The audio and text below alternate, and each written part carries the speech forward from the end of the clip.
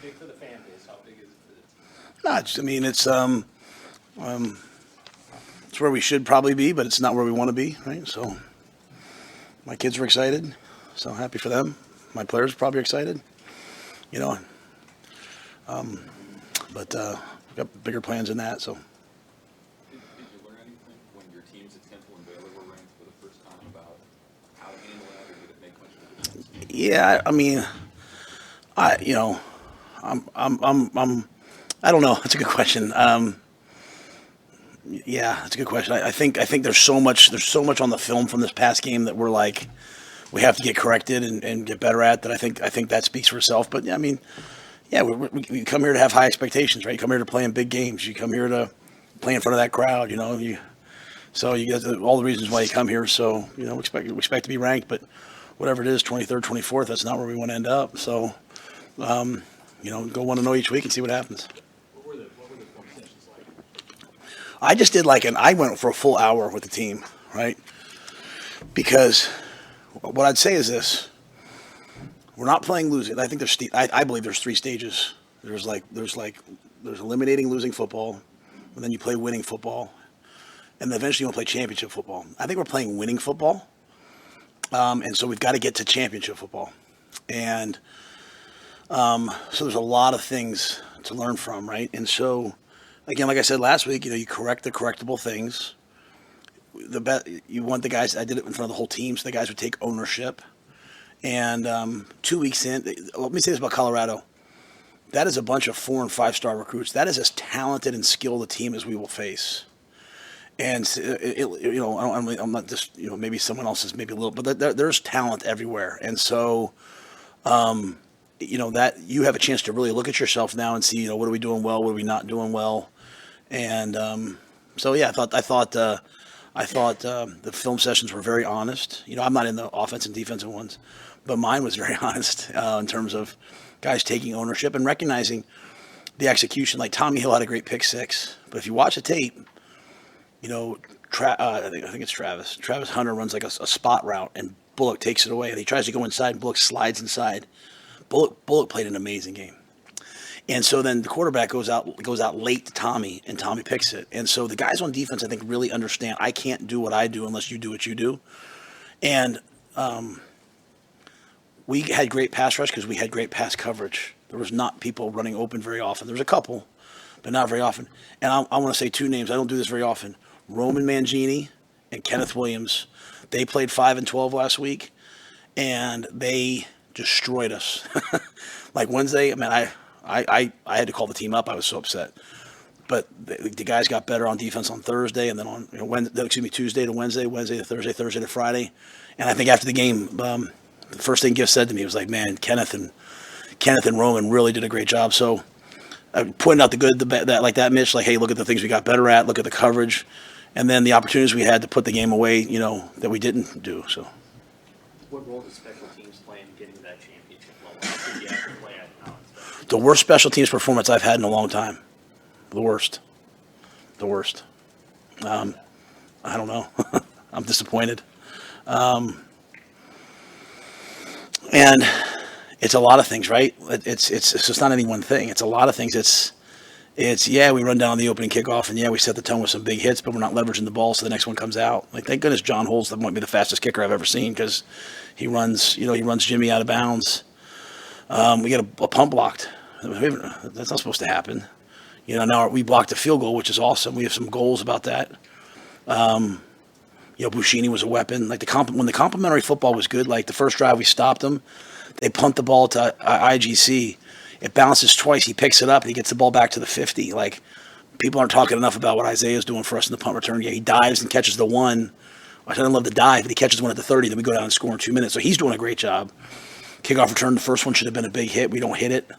The second one, the ball hits the ground. Now, I know Jacory lost it in the lights, and we practiced at 9 o'clock in the morning, and I put that on me. Maybe we're not catching up probably on the lights. Like last year, we practiced Wednesday nights, so I'll have to do some more of that this week. And then, we missed a field goal, and the snaps haven't been great on field goals, so I feel like the kickers now are worried about that. So there's a lot of things that aren't real good. We got the right man for the job, and Ed, he'll get it fixed. But the guys, I think the guys have to recognize that, we've got to do a better job, and I think they all felt that. You mentioned John Bullock. What kind of game did you see out of the Mackay played great, played his tail off. I really have no issues with how anybody played on defense. I thought guys played really. I mean, the coaches, defensive coaches will have some things, right? But the guys all played hard, played well. It was really a game plan. It wasn't a super aggressive game plan. It was cover and let our guys rush, and our guys rushed really well. So. I know it's so hard with the targeting stuff, and I don't know what you say about it, but what do you call a player after what play Bear had, and what's the situation, I guess, for this weekend? Yeah, he's suspended for the first half. You can file an appeal, and so we filed that. We'll wait to see. We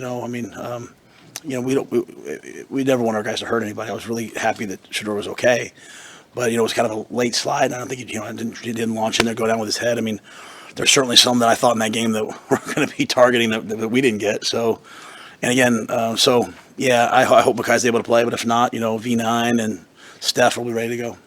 Matt, following up on the targeting question, Luke Fickle up at Wisconsin was talking about how he wasn't in love with the fact that it's an automatic ejection and it's called targeting. Is your experience in the NFL where it's not an automatic ejection for the low helmet? Do you give a take on should there be degrees of targeting called? Do you think like in basketball there's a flagrant one, flagrant two, and the penalty would be accordingly? I'm probably more of like I'm not very political, libertarian when it comes to these things. I like less rules, so I like less structure. Is that the right thing? I don't know. Oh, thank you. Okay, good.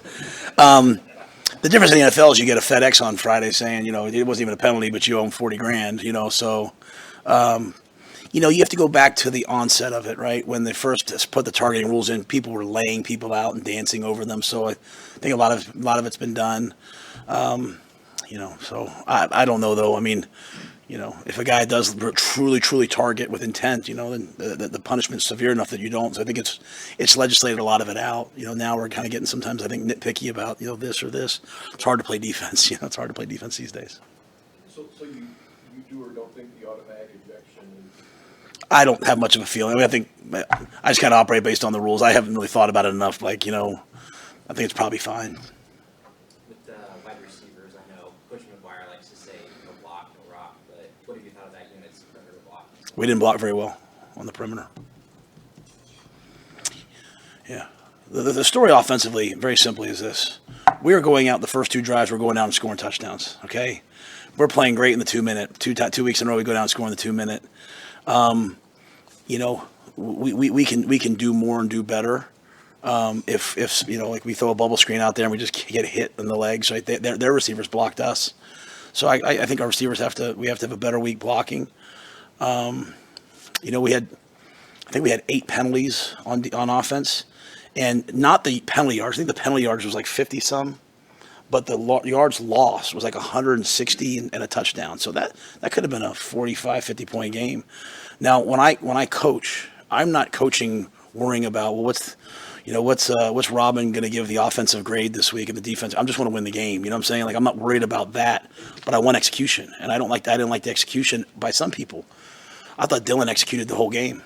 I thought some guys executed the whole game, but I did not like some of the execution, and one of those was the perimeter blocking. I think it could be way better, and it was way better at times last year, way better last week. This wasn't the best week we've had. Jacory had 3 of his runs taken away on penalties. I mean, what have you seen from him, though, outside of those plays where he's kind of become a pretty key piece of the defense? Yeah, I mean, he loves to play, man. He's 160 pounds. He gets that first jet sweep. They light him up on the sideline. He gets up and does this thing, right? Like, and it's not look at me. It's just joy, right? Like I love watching Jacory play. I mean, you can't get the ball enough to him, in my mind. And so, this week I told the team, like, we're facing the number 21 team in FCS in the country. Like they're one of the top run defenses in the country. Like guys are going to compete for touches. Like I'm not a schematic person. Like I know a lot of football scheme. I've coached for some great coaches, but I'm like, you get the ball to the guys who can make plays, and then the guys have to go make plays. And so Jacory makes plays. So it should have been a touchdown on the reverse if a couple guys would have sprinted a little harder.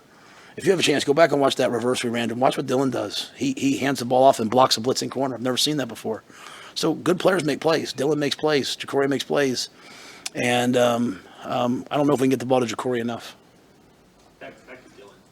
It was a big stage, and there was a lot of attention on him.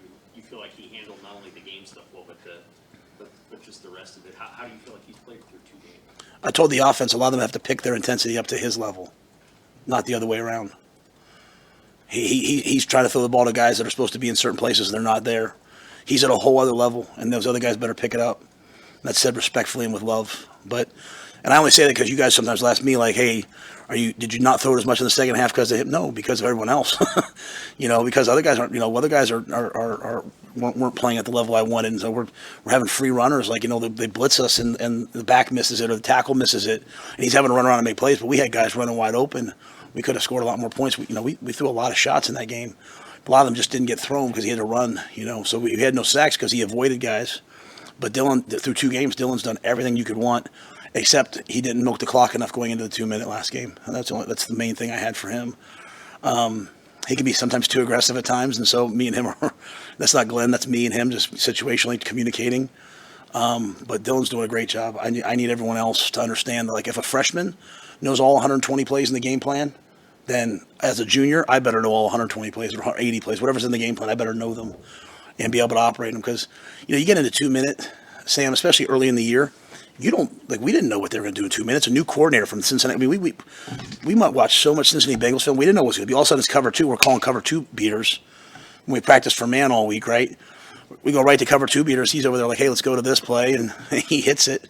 If he knows that, like from camp, everyone else better know that. And that's what we have on defense. We have a level of accountability that's unmatched, and that's what we're getting on offense right now. And so that's why I'm saying it out loud. Because we should have scored 42 or 50 points. We had some really selfish penalties. Not selfish in a bad way. Selfish in a, oh man, I don't want to get beat, so I'm going to tackle this guy here, as opposed to just do your job, man. And trust yourself. So we still have some evolution on offense to do. Have you been around a quarterback at this age who's like that? I better be careful what I say, because PJ and those guys will call me and yell at me. PJ Walker was my quarterback at Temple. After every game, he's furious because I would have run the ball 30 more times and let him throw it 12. But we've opened it up a lot more than we did at Temple. But Charlie Brewer I had 2 guys as freshmen that were like gamers, were winners. I just think the thing with Dylan is he prepares at such a high level that we're able to just do so much with him. And again, the headset's a big deal, right? Like, it would be a lot different without the headset. The headset's a big deal that we didn't have with those other guys. But I've been blessed. I'm in the position I'm in because of great quarterbacks. And actually, do you think that when you guys were up 28-0, did that change things mentally for maybe for some guys that just haven't been around a lot of winning and maybe not accustomed to dealing with a big lead? I don't. That's a great question. I don't know. I certainly had the opinion of, like, let's be aggressive. Let's attack. Like, we had the ball backed up on our own. What was it, like 13-yard line after the block in the back, and we threw 4 verticals and hit a seam route to Borkature. I mean, I was playing. It was 2nd and 24. I think I was playing to be aggressive. I was not going to just sit there. And at the same time, I wasn't concerned about the points. I kept saying, like, even when they kicked the field goal, I said to Tony, 4 score. It's 4 touchdowns. It's 4 touchdowns, right? So, like, I was going to be smart and milk the clock at times, right? With 8 minutes left, we went into 4-minute mode. But I didn't see the defense do anything. The point of my meeting, going back to Mitch's question, is a lot of the problems that happened in the second half happened in the first half. There's second game of the year problems that, you have to make a jump now from game 2 to game 3, and then game 3 to game. You have to improve every week. So I didn't think necessarily there was a letdown. I do think some guys offensively got tired. And that bothers me. So we have to be better about that. What's been the biggest evolution you've seen from the spring until now with Dowdell to put him in the position? He's in shape. Yeah, Mitch Cholowinski, our sports science guy, he does extra running every week. He's just kind of like an anxious, asthmatic kid that, like, can sometimes hyperventilate, so he can only have so many plays in a row. And he's a wonderful kid. Like he scored a touchdown, everyone's celebrating. I am yelling at him on the field because he reached the ball across the goal line and fumbled it. I don't care what the results are. Like, that's not what we do. And so he's getting used to me. Like, okay, Coach Rhule doesn't care what the result was. He cares about the process because, we're gonna face better teams, or we're gonna face, different situations or whatever. And so, but I think Dante's done a really nice job. And I thought, this was a game because of all the man coverage where I felt like the safeties were going to have to make a lot of tackles for them. So it was more of a big back game. early, and then later in the game, it would be more of a get the ball on the perimeter, which we hit with Ramir with the touchdown that got called back. But, it's going to be a counter game. It's going to be a duo game. And, we tried to run duo to the right because Travis is a great player, but we wanted him to have to tackle. We're like, okay, let's make Travis Hunter play like football, not man coverage. He's great at that. Unfortunately, Shiloh got hurt, but, we thought, hey, we'll get the ball to the safety in the corner a bunch and make them tackle, and Dante's just really hard to tackle. What's the main challenge this week against a much different kind of approach? For me, it's making the same improvement this week that we made last week. The defense felt the urgency of the skill and the speed because they got burned on it last year. Well, now you're facing the number 4 rushing offense in FCS. You're facing 298 yards a game, and you're facing a coach Farley who's won a ton of games. And so a Northern Iowa program, like when I was in the NFL, I looked at Northern Iowa linemen. I never looked at a Nebraska lineman. So and Cam obviously was a great player, but I never had that opportunity to see him. But so you better be ready for a physical battle with the way that they play, run defense and run offense. So that's one of the challenges, and then fixing these problems that we're having. Fixing the special teams. We've won the turnover battle 2 games in a row. It's the number one thing that I care about. I felt like we were the more physical team on Saturday. We did not have the execution at the level I wanted it to, so got to keep improving that. Their back is 240. They built like a tight end. How do you? You probably appreciate seeing a guy run the ball, but like, how do you deal with a guy like that? Yeah, I like their backs. They have 2 backs that have gone over 100 yards, and I like the way that they play. It's my kind of football. 12 personnel, run the ball, play action, take shots. Be physical up front, run defense, safeties, trigger on the run, be physical. So I like the way that they play. When you face a big back, you have to gang tackle, you have to run great angles. Like last week, we said, hey, if every time Colorado runs it, it's a win for us. Even if they run for 7 yards, we don't care. Just don't give up the explosive plays. Now, we still gave up 4 plays of over 20 yards. Our goal's 2. So there were still things on defense that weren't good enough. This week it'll just be like the war of attrition, right? So that's why, I told our guys that are competing, our starters are our starters on defense. They're playing well. But if Mackay can't start, who's going to start? V9 or Steph? They're going to compete for that this week. Sierra's going to play. Sierra played really well when Sierra was in at both corner and on special teams. Those guys are going to compete to get on the field because I want a bunch of guys fighting to play well this week. Is Carter Nelson available this Saturday? Yeah. Carter played on special teams. Yeah, just didn't get in the game on offense. This was a unique game for us in that this was a game for the old guys that went out there. This was a game, the older guys that went to Boulder this week. We didn't dress everyone this week. All the guys that went out there last year, this was their game to go in. This was their game to. So Carter will get way more involved as we move forward, and it was just kind of a lot of 12 personnel. But Carter will play a lot more. But this was just sort of a. Hey, we're gonna play the vets, the guys who've been here. Now, not all vets. Dante's new, but Janier played a lot, and then we played a lot of 12. Matt, are you concerned at all about emotional fatigue after everything that was involved in last week? No, you don't have. Let me say, I'm concerned about everything all the time. I think you guys know me by now, right? But if you want to play championship football, you're just like this. You gotta be like this, right? And so. That's why I don't get too high. I don't get too low. I don't, I'll return people's texts when they text me about the game, but I'm not it wasn't the highlight of the year for me, right? It wasn't vindication. It wasn't anything. It was a game that we played 1-0 that I expected the game to go that way. I expected us to score 40 points in that game and hold them to about 10. That was my prediction of going into it. I thought that's where the game was. And that's no disrespect to them. I think they're a really good team. I just felt like we matched up well against that team. So we have to improve because there's other teams that we're playing. This type of team that we're playing this week, this physical, how are we going to match up against those teams? We play 2 spread teams. Now it changes. And how do we match up against teams that want to run the ball like we want to run the ball? How do you match up against teams that want to play physical defense and play special teams? And so, we'll accelerate right through the fatigue. And I think the guys feel the pressure of we didn't play very well on special teams. And we had way too many penalties, especially on off in the second. Dante hit that run on the second drive of the game, I think, or third drive of the game, to down to the 4-yard line. It should be it's another touchdown drive. It's 35-0 at the half, and Ben-Hur has the hold, right? And that ball comes back, and we end up not scoring on that drive. There's too much of that stuff happening, and so we've got to get a lot better.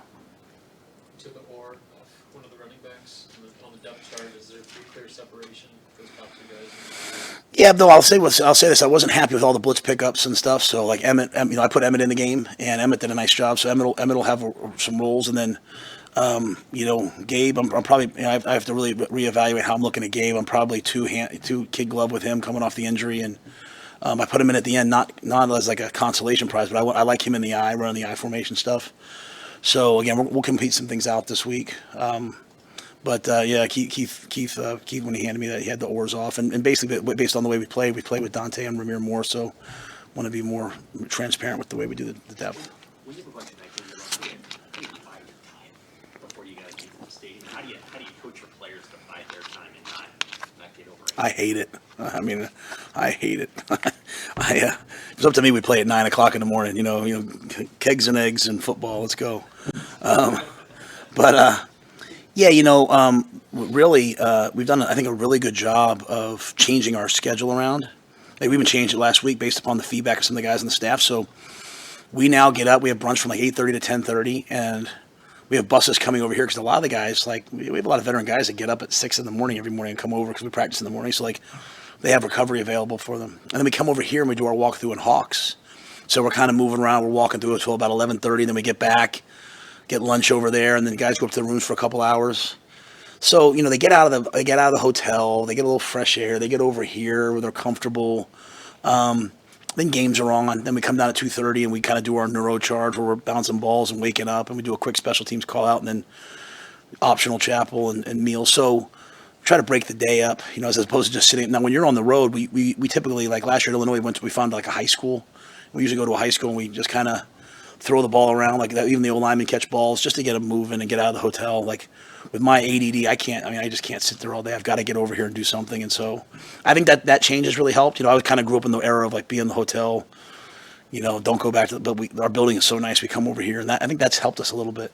The payoff, though, is the fans love those night games. Oh, yeah. Energy, you see your players feeding off of that when the lights come on and they come out after. Oh, there's no doubt. I think for us, night games are the best. It's a weapon. It's an absolute weapon. I'm just saying, I was talking about for my preference. I like to get done with the game and go home. And I went home and watched Oregon play Boise. That was a great game. I like that stuff, right? But that was just me being selfish. For the team, night games are amazing because the crowd is so electric. Like even seeing some of the stuff on Twitter. I don't always see, some of the other stuff that happens behind the scenes. It was a great crowd. I thought personally, our what's it called? Game experience, game operations. Brendan Meyer and all those guys. Like from like the Will Compton video to the songs they were playing to the light show and all that. Like all that stuff matters, especially with this generation of kids, right? Like, you want them to want to come to the games, right? And so I thought like the whole atmosphere. Now I have the headset on, but I had to ask Jay this week to go out and buy noise canceling headsets because I cannot hear on defense. I'm sitting there telling Tony like, timeout. Do you want a timeout? Don't want a timeout? I can't hear. That's how loud it is. So I think the home atmosphere, and I say that because it'll help us win. How big of a deal is that to make the program cool for kids to do that kind of stuff with Compton and things that you were just mentioning there, the atmosphere, all of that, bringing Bud Crawford into the locker room? Yeah, well, I think there's probably a couple separate parts, right? I think part of it's the game experience for they go to an NBA game nowadays, like the music's constantly playing. I think our basketball team does an amazing job. So I'm just saying kids wanting to go to the games, right? Because like the sellout streak will go and continue, and tomorrow's crowds will be today's 10-year-olds, right? That's why we do all the youth camps. And I won't be the head coach probably when those kids are, buying season tickets. But like to me, that's how you build the future of the program is you just keep investing in all the kids. And so that they have amazing memories. Most people, when people come up to me, they're like, "Coach, I've had season tickets, and my grandparents had them, and this year, and I remember the Oklahoma game." Like they have all these amazing memories. So creating memories around a group of kids nowadays that could just as easily, watch the game on their phone, right? So I look at my kids, and they're like, "Are we doing the drone show tonight, Dad? Are we doing this? Are we doing the fireworks? Why don't we do fireworks?" So I think that part of it. But then in recruiting, I think Will Compton busting with the boys is that trends among that generation of kids. And so when we're relevant, when we're being talked about, we're always going to be relevant here. I need to be relevant in all 50 states for us in recruiting, and so I think we are, and so that helps. Like Will taking the time to come here is big time, right? And then Bud, to me, that was a special thing. Like I have so much respect for Bud Crawford, and like you talk about the highlights of my year. After he came and talked to the team on Friday night, he drove over. Susan arranged it all with him. He drove over, and I have a room upstairs. We're watching. He came up and sat with me. And I'm sitting there. I'm talking to like the pound for pound king. Like I'm sitting there. I'm in awe, and like just like the most humble, regular guy. And even at the end, I gave him the game ball. I said, hey, because he talked to our guys, and even he was like, man, I'm not happy with the way you guys played in the fourth quarter. I was like, yeah, damn. But and his message to our guys was like, hey, this isn't about Colorado. This is about the whole season. Like, you don't dream about just winning this game. You dream about big things. And so, but I think that's, Bud Crawford can get up there and say something I said like 500 times, and they're like, Coach, that's so deep. They hear it from him. But I say that because I can't thank him enough because he had a real impact on the game this week. How did that come to be? Susan, I think Terrence and his people reached out through Susan, and I just wanted, and really it was so funny. It was like we had a call with his people, and they were like, "Hey, Terrence, Bud's he's not high maintenance. He doesn't need to talk to the team." I was like, "No, I want him to talk to the team. Like, who knows more about entering the ring and fighting and battling for what you want than Terrence Crawford? Like I've done my job. My job was done in training camp. Right now, it's even if he's chasing three, you hear me say something that has no effect on the game. My job was done in the winter and the spring and summer. Now it's just about the guys hearing the same messages over and over again about going out and competing." All right, thanks, guys.